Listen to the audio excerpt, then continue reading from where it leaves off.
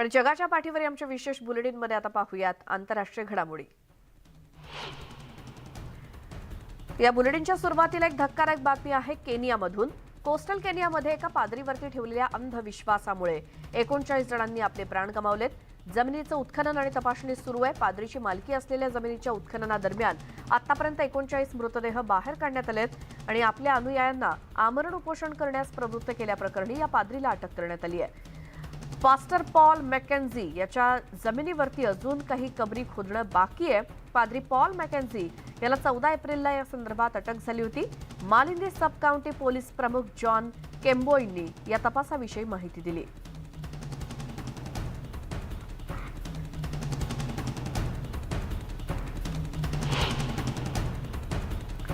गेल्या आठवड्यात good news international चर्चमध्ये भुकेनं 4 जणांचा मृत्यू झाल्यामुळे या प्रकरणातील मृतांची एकूण संख्या 43 असल्याचं सांगण्यात आलंय। मॅकेन्झीला अधिक काळ कोठडीत ठेवण्याची परवानगी द्यावी अशी विनंती पोलिसांनी न्यायालयाकडे केली आहे, कारण त्याच्या एका अनुयायाच्या मृत्यूचा तपास सुरू आहे। एका माहितीच्या आधारे पोलिसांनी मालिंदी इथल्या पाद्रीच्या जमिनीवरती छापा टाकला आणि तिथे त्यांना 15 निर्व्यसनी लोक सापडले, ज्यात नंतर मरण पावलेल्या 4 जणांचाही समावेश आहे। येशूला भेटण्यासाठी आमरण उपोषण करा या पाद्रीच्या सूचनेनुसार ते उपाशी राहिले होते असं इथल्या अनुयायांनी सांगितलं। मॅकेन्झीचं गेल्या 4 दिवसांपासून पोलीस कोठडीत उपोषण सुरू आहे आणि याआधी सुद्धा 2019 मध्ये आणि यावर्षी मार्चमध्ये मुलांच्या मृत्यू प्रकरणी पाद्रीला 2 वेळा अटक करण्यात आली आहे।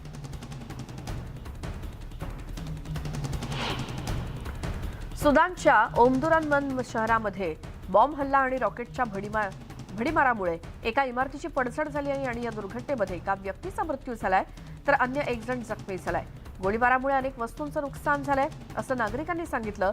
सुदानमध्ये अचानक हिंसाचार सुरू झाल्यापासून लाखो सुदानी लोक त्यांच्या घरात अडकलेत। सैन्य आणि त्यांचे प्रतिस्पर्धी रॅपिड सपोर्ट फोर्स दाट लोकवस्तीच्या निवासी भागात लढा देत असल्यानं नागरी जीवन ठप्प झालंय। जागतिक आरोग्य संघटनेच्या म्हणण्यानुसार या चकमकींमध्ये आतापर्यंत 413हून अधिक लोकांचा मृत्यू झालाय आणि दाट लोकवस्तीच्या भागात बॉम्बफेक, तोफगोळे आणि स्निपर फायरमुळे अनेक रुग्णालयांसह नागरी पायाभूत सुविधांना सुद्धा फटका बसलाय।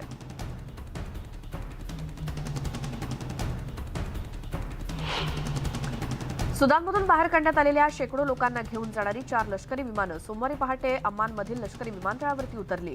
सुदानमधल्या संघर्षामुळे अनेक देश सुदानमधल्या सरकारच्या राजनयिक अधिकारी तसंच मुत्सद्दी कर्मचारी आणि इतरांना बाहेर काढतायत। रविवारी संध्याकाळी पोर्ट सुदानहून निघालेल्या फ्लाईटमधून जॉर्डनच्या 343 नागरिकांना बाहेर काढण्यात आल्याचं अधिकाऱ्यांनी सांगितलं आणि या विमानात अनेक पॅलेस्टिनी, इराकी आणि सिरियन नागरिक तसंच 2 जर्मन नागरिक असल्याचं जॉर्डनच्या परराष्ट्र मंत्रालयाचे प्रवक्ते सिनान अल मजाली यांनी सांगितलं।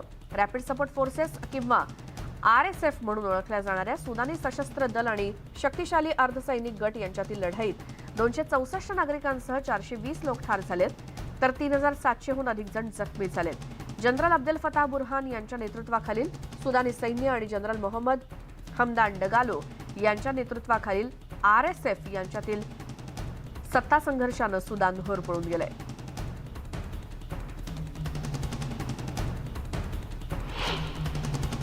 आफ्रिकेतील तिसऱ्या सर्वात मोठ्या राष्ट्रातील म्हणजे सुदानमधील लढाई संपवण्यासाठी पुन्हा चर्चा सुरू करण्याचं आवाहन पोप फ्रान्सिस यांनी केलंय। दुर्दैवानं सुदानमधील परिस्थिती गंभीर आहे असं फ्रान्सिस यांनी म्हटलंय। सेंट पीटर स्क्वेअरमध्ये जमलेल्या लोकांना सांगितलं शक्य तितक्या लवकर हिंसा थांबावी आणि संवादाचा मार्ग पुन्हा सुरू व्हावा अशी इच्छा त्यांनी व्यक्त केली आहे। आपल्या सुदानी बंधू आणि भगिनींसाठी प्रार्थना करण्याचं त्यांनी आवाहन केलं।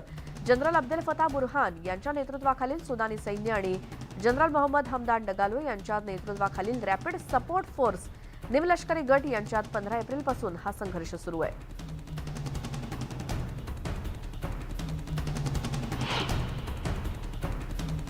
युक्रेनचे अध्यक्ष व्लोदिमीर झेलेन्स्की यांनी भाषणात सांगितलं की ते आणि त्यांचे कर्मचारी जर्मनीतल्या रॅमस्टेन एअरबेस इथे अमेरिकेच्या नेतृत्वाखालील बैठकीला उपस्थित होते।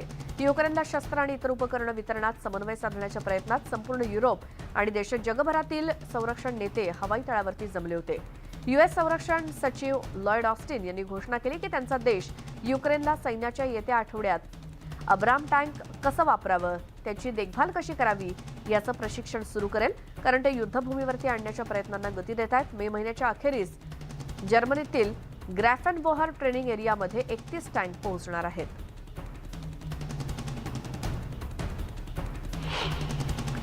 रशियन स्टेट टीव्हीनं युक्रेनच्या बाखमुटच्या हद्दीमध्ये रणांगणावरती असलेल्या रशियन सैनिकांचं फुटेज प्रसिद्ध केलंय. रशियाच्या संरक्षण मंत्रालयानं सांगितलंय की शहराच्या पश्चिम भागावरती नियंत्रण मिळवण्यासाठी लढत आहेत आणि त्यात जोडले गेले की हवाई सैन्यानं वादळ युनिट्सच्या भागाचं रक्षण करून आक्रमणास समर्थन दिलंय.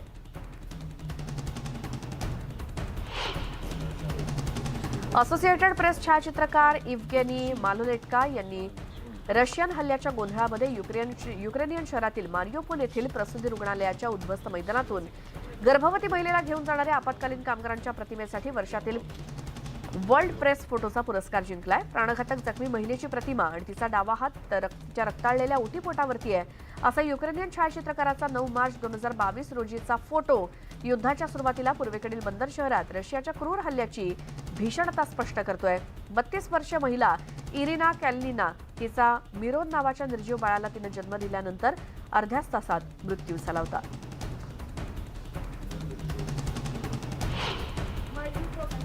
युक्रेनमध्ये वर्षभरापासून अधिक काळ सुरू असलेल्या संघर्षाच्या खुणा टिपण्याचं आव्हानात्मक काम छायाचित्रकारांनी जीव धोक्यात घालून केलं.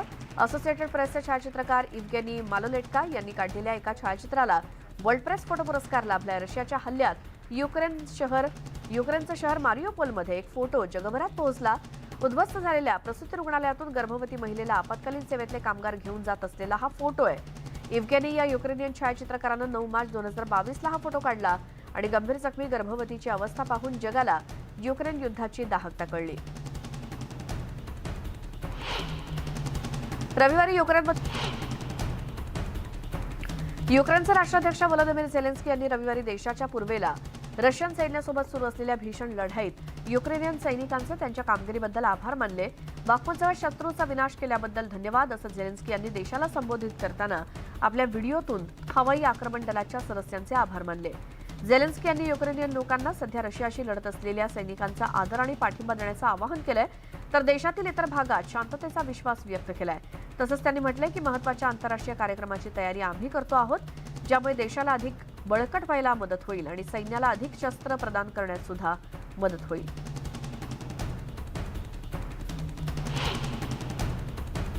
युक्रेनच्या राज्य आपत्कालीन सेवेनं रविवारी खार्किव्ह प्रदेशातील कोटल्यारी गावावरती क्षेपणास्त्र हल्ल्यानंतरचा व्हिडिओ पोस्ट केलाय. या संपामुळे एका मोठ्या रहिवासी इमारतीला आग लागली आणि शेजारील 12 घरं आणि विविध वाहनांचं नुकसान झालंय. सुदैवानं कोणतीही जीवितहानी झाली नाही. प्रादेशिक अधिकाऱ्यांनी सांगितलं की रशियन सैन्याने देशातील दुसऱ्या क्रमांकाचं सर्वात मोठं शहर खार्किव्ह आणि त्याच्या आजूबाजूच्या प्रदेशात रविवारी रात्री 5 S-300 क्षेपणास्त्र डागली. रशियानं रविवारी सांगितलं की अमेरिकेनं परराष्ट्र मंत्री सर्गेई लाव्हरोव्ह यांच्या न्यूयॉर्कच्या प्रवासाचं कव्हरेज करू इच्छिणाऱ्या पत्रकारांना व्हिसा नाकारलाय. मॉस्कोहून निघण्यापूर्वी बोलताना लाव्हरोव्ह यांनी सुचवलं की क्रेमलिन कठोर बदला घेणारा उपाय करेल. नाकारलेल्या व्हिसाच्या दाव्याबाबत परराष्ट्र विभागाकडून तत्काळ कोणतीही प्रतिक्रिया देण्यात आलेली नाही.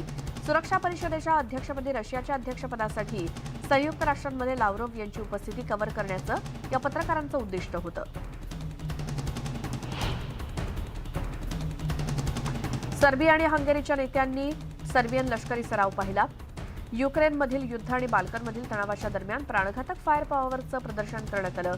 बेलग्रेडच्या बाहेरील लष्करी विमानतळावरती शनिवारी झालेल्या सरावात रशियन बनावटीच्या MiG-29 लढाऊ विमानं आणि MiG हेलिकॉप्टरचा समावेश होता.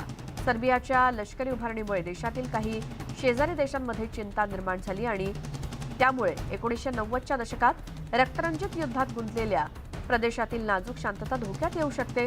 सर्बियन राष्ट्राध्यक्ष अलेक्झांडर वुकिक म्हणाले की ते आणि सर्बियन लष्करी कमांडर युक्रेनमधील युद्ध कसं चालवलं जातं यावरती लक्ष ठेवून आहेत. अमेरिकेचे संरक्षण सचिव लॉर्ड ऑस्टिन यांनी शुक्रवारी म्हटलंय की युक्रेनच्या सैन्याला अब्राम टँक कसे वापरावे, त्याची देखभाल कशी करावी याचं प्रशिक्षण येत्या आठवड्यात सुरू केलं जाणार आहे.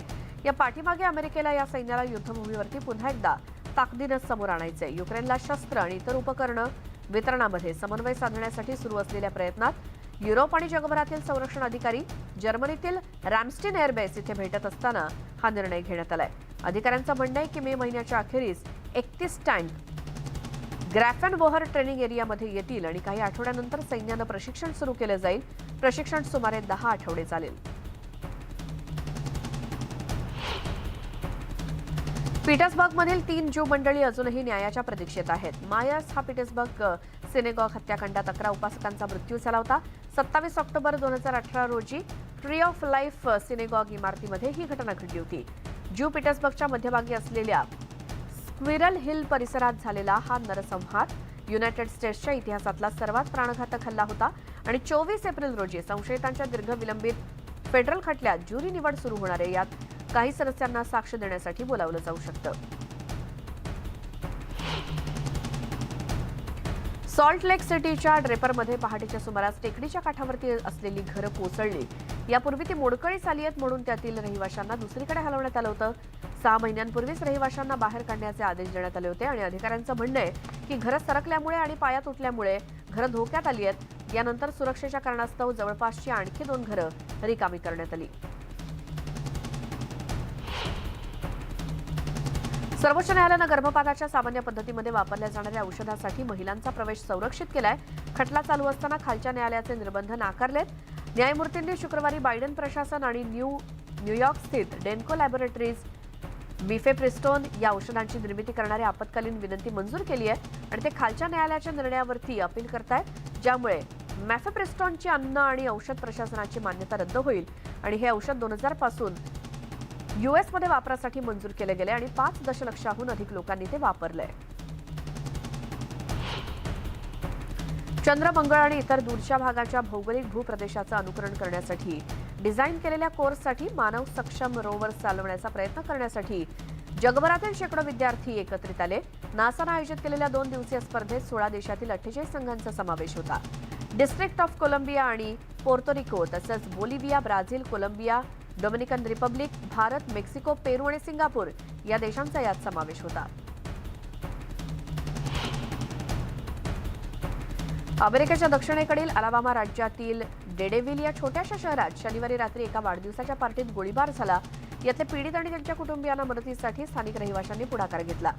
या सर्वांसाठी पैसे गोळा करण्याचं काम ते करतायत. गोळीबारात 4 जण ठार झालेत तर 32 जण जखमी झालेत. स्थानिकांनी एकत्रित येऊन बळींना श्रद्धांजली वाहिली आणि जखमींप्रती सहानुभूती व्यक्त केली. यावेळी पाद्री बेन हेस सुद्धा उपस्थित होते. इंधन ट्रक आणि कारचा समावेश असलेल्या अपघातामुळे शुक्रवारी एका प्रमुख कनेक्टिकट हायवे ब्रिजवरती आग लागली. ज्वाळा खाली इमारतीपर्यंत पसरल्या आणि अधिकाऱ्यांनी आगीदरम्यान आंतरराज्यीय मार्ग 95 दोन्ही दिशेनं बंद केले. अधिकाऱ्यांनी सांगितलं की ट्रक चालकाचा मृत्यू झाला तर इतर लोक जखमी झालेत. न्यू लंडन आणि ग्रोटन दरम्यान टेम्स नदीवरच्या महामार्ग घेऊन जाणाऱ्या गोल्ड स्टार मेमोरियल ब्रिजच्या दक्षिणेकडील बाजूला सकाळी 11 वाजल्यानंतर काही वेळातच ही दुर्घटना घडली. घटनास्थळावरील व्हिडिओमध्ये पुलाच्या एका लांब भागातून ज्वाळा येताना दिसतायत, धूर निघताना दिसतोय आणि ग्रोटोन बाजूच्या खाली असलेल्या बांधकाम आणि सागरी कंपनीत ते पसरत असल्याचं दिसून आलं. चीनचे परराष्ट्र मंत्री किंग गँग यांनी मनिला इथे फिलिपिन्सचे परराष्ट्र मंत्री एनरिक मनालो यांची भेट घेतली. चीन आणि फिलिपिन्सनं दावा केलेल्या विवादित प्रदेशांवरील चीनी नेत्यांच्या राजनैतिक कार्यक्रमांचा गोंधळ आणि दक्षिण चीन समुद्रातील तणावाच्या पार्श्वभूमीवर ही बैठक झाली. गँग फिलिपिन्सचे अध्यक्ष फर्डिनांड मार्कोस यांची देखील भेट घेणार आहेत आणि ते आठवड्याच्या शेवटी अमेरिकेचे अध्यक्ष जो बायडेन यांच्या भेटीसाठी वॉशिंग्टनला जाणार आहेत. चीनचा मुकाबला करण्याच्या उद्देशानं अमेरिका आणि फिलिपिन्स यांच्यात मोठ्या प्रमाणात लष्करी कवायती सुरू असतानाच ही भेट झाली आहे. अमेरिका आणि जपानचे व्यापार संबंध अधिक दृढ करण्याचे प्रयत्न केले जातात. त्यामुळे आशियातील सहयोगी देश आणि भागीदारांसह आर्थिक सुरक्षेच्या मुद्द्यावरती चर्चा केली जाते. अमेरिकेच्या व्यापार प्रतिनिधी कॅथरीन टाई यांनी टोकियोला भेट दिली आणि या पदावरती नियुक्त झाल्यापासून त्यांनी दिलेली ही 4थी भेट आहे. फिलिपिन्सची राजधानी मनिला या 3ही देशांमधील आर्थिक आणि संरक्षण संबंध मजबूत करण्यासाठी 3ही देशांमधील व्यापार संबंध मजबूत करण्याचा उद्देश या भेटीमागे होता. जपानच्या फॉरेन करस्पॉन्डंट क्लबमध्ये त्यांनी पत्रकारांशी संवाद साधला आणि अमेरिकेकडून जपानला गोमांस निर्यातीवरती मर्यादा उठवण्याचा करार आणि जपानला अधिक इथेनॉलची निर्यात सुलभ करण्यासाठी नवीन जैव इंधन धोरण या मुद्द्यांचा देखील यात समावेश आहे. अमेरिकेचे परराष्ट्र मंत्री अँटनी ब्लिंकन व्हिएतनाममध्ये शनिवारी रविवारी थांबले होते. अमेरिका आणि चीन या देशांचे पारंपरिक शत्रुत्व पाहता या प्रदेशासाठीच्या धोरणाचा मुख्य घटक म्हणून व्हिएतनामचा दौरा महत्त्वाचा आहे.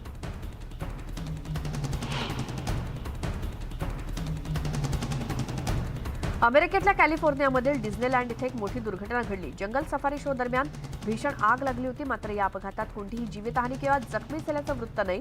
आग लागल्यानं हा शो ताबडतोब बंद करण्यात आला. नुकसानीचं प्रमाण लगेच कळू शकलेलं नाही. मात्र पार्कच्या प्रसिद्ध टॉम सॉयर आयलँड जवळ हा शो रात्री 2 वेळा होतो. पेरूचे माजी अध्यक्ष अलेक्झांद्रो टोलेडो रविवारी लिमामध्ये आले होते. पेरूच्या 4 माजी राष्ट्रपतींना अडकवलेल्या भ्रष्टाचाराच्या घोटाळ्यात लाखो डॉलर्सची लाच घेतल्याच्या आरोपांना सामोरं जाण्यासाठी अमेरिकेतून त्यांचं प्रत्यार्पण करण्यात आलं. टोलेडो यांना रविवारी रात्री हेलिकॉप्टरमधून बार्बाडिलो तुरुंगामध्ये असलेल्या राष्ट्रीय पोलिसांच्या विशेष ऑपरेशन्सच्या राष्ट्रीय विभागात हलवण्यात आलं. टोलेडो 2001 ते 2006 पर्यंत पेरूचे अध्यक्ष होते आणि शुक्रवारी अमेरिकेच्या अधिकाऱ्यांसमोर त्यांनी आत्मसमर्पण केलं आणि प्रत्यार्पणाविरुद्ध वर्षभर चाललेली कायदेशीर लढाई संपली. 2019 मध्ये कॅलिफोर्नियाच्या मेनलो पार्क इथल्या घरून त्यांना अटक करण्यात आली होती आणि पेरूच्या फिर्यादी कार्यालयातील पोलीस आणि अधिकाऱ्यांनी रविवारी पहाटे लिमाच्या विमानतळावरती टोलेडो यांचं स्वागत केलं. टोलेडो 18 महिने प्रतिबंधात्मक नजरकैदेत राहतील आणि ओडेब्रेक्ट या महाकाय ब्राझिलियन बांधकाम कंपनीकडून किमान 2 कोटींची लाच घेतल्याचा आरोप त्याच्यावरती आहे.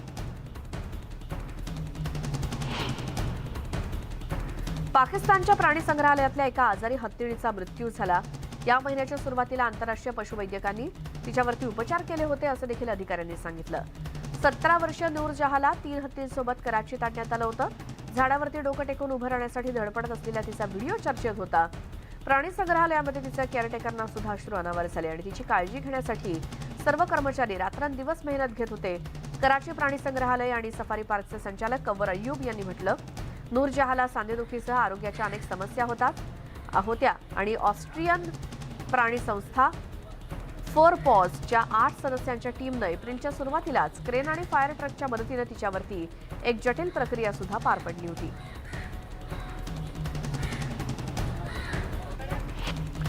काल रविवारी ओहायो विमानतळावरून उड्डाण केल्यानंतर काही वेळातच पक्ष्यांच्या धडकेनं विमानाच्या इंजिनाला आग लागली आणि विमानाला कोणतीही दुखापत न होता ते सुखरूप परतलं असं अधिकाऱ्यांनी सांगितलं. अमेरिकन एअरलाइन्सचं 1958चं फ्लाईट कोलंबसमधील जॉन ग्लेन कोलंबस आंतरराष्ट्रीय विमानतळावरून सकाळी 7:45च्या सुमारास फिनिक्सकडे निघालं होतं आणि थोड्याच वेळात आग लागल्याचं कळलं आणि बोईंग 737 विमानतळावरती ते परत आलं, जिथे अग्निशमकांनी त्वरित आग विझवली आणि विमानात किती प्रवासी आणि क्रू मेंबर्स होते हे स्पष्ट झालेलं नाही. विमान देखभालीसाठी सेवेतून बाहेर काढण्यात आलं असून प्रवाशांना इतर फ्लाईटमध्ये नेण्यासाठी ते काम करत असल्याचं एअरलाइन्सनं सांगितलं. विमानतळ अधिकाऱ्यांनी सांगितलं की सुविधा नेहमीप्रमाणे कार्यरत राहील आणि आगीमुळे फक्त काही किरकोळ उड्डाणांना विलंब झाला. दरम्यान फेडरल एव्हिएशन ॲडमिनिस्ट्रेशन याची चौकशी करणार आहे.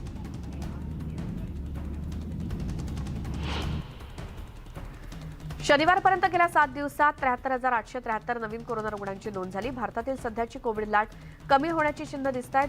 गेल्या 7 दिवसात देशभरातील प्रकरणांमध्ये 20% वाढ झाली आहे, जी मागील 5 आठवड्यातील 80% ते 110% वाढीपेक्षा कमी आहे. कारण याआधी संसर्ग झालेल्या 4 राज्यांमध्ये 7 दिवसातल्या रुग्णांची संख्या कमी झाली आहे. केरळमध्ये या आठवड्यात 13% घट झाली आहे, तर गुजरात, हिमाचल, गोवा आणि जम्मू काश्मीरमध्ये सुद्धा रुग्णसंख्या कमी झाली आहे. आणखी अशाच काही आंतरराष्ट्रीय घडामोडी पाहूयात मात्र एका छोट्याशा ब्रेकनंतर.